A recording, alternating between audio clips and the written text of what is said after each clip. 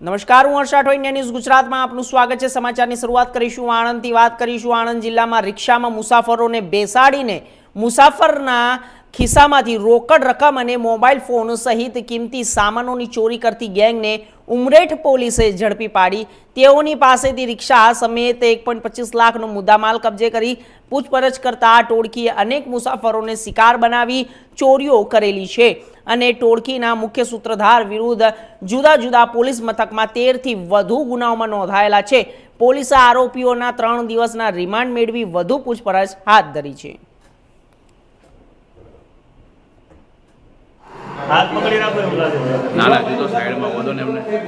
તારીખ 8/8/2025 રોજ બપોરના સમયે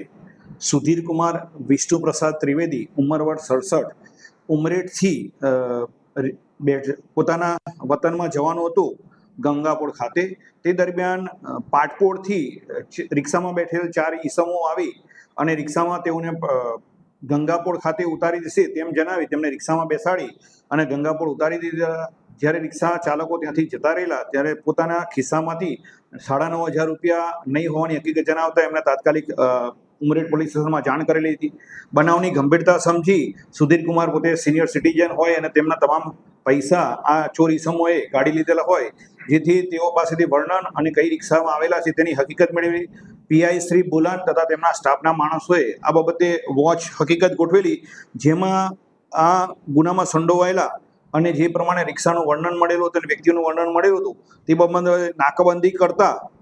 અમિતભાઈ નરેશભાઈ પોલીસ કોન્સ્ટેબલ તથા અનામ police constable Pravinsinh Kalosi Umreth town police વિસ્તારમાંથી જ આ જ બાતમી હકીકતવાળો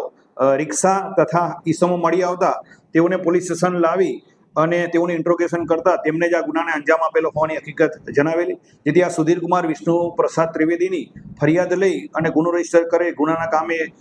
આ ગુનામાં સંડોવાયેલ 4 આરોપીની ધરપકડ કરવામાં આવેલી છે। આ 4 આરોપીઓ જલાલુદ્દીન ઉર્ફે માકડો, નઝરુદ્દીન મલેક રહેવાસી પેટલાદ, પ્રવીણભાઈ ઉર્ફે ડાયો, લક્ષ્માભાઈ ફૂલમાળી રહેવાસી પેટલાદ, ફેજાન ઉર્ફે સૈફુ જલાલુદ્દીન ઉર્ફે માકડો, નઝરુદ્દીન મલેક રહેવાસી પેટલાદ તથા જિયા ઉદ્દીન ઉર્ફે કાડી, મોયુદ્દીન મલેક રહેવાસી પેટલાદ નાઓની ગુનાઓમાં સંડોવણી હોવાની હકીકત અને પુરાવા મળી આવેલા છે। આ ઈસમો પાસેથી રોકડા 25,300 રિકવર કરવામાં આવેલા છે, તેમજ ગુનાના કામે વાપરેલ સીએનજી રિક્ષા પણ કબજે કરવામાં આવેલી છે। આ આરોપીઓનું ઇન્ટ્રોગેશન કરતા બનાવના દિવસે એટલે ગઈકાલે જ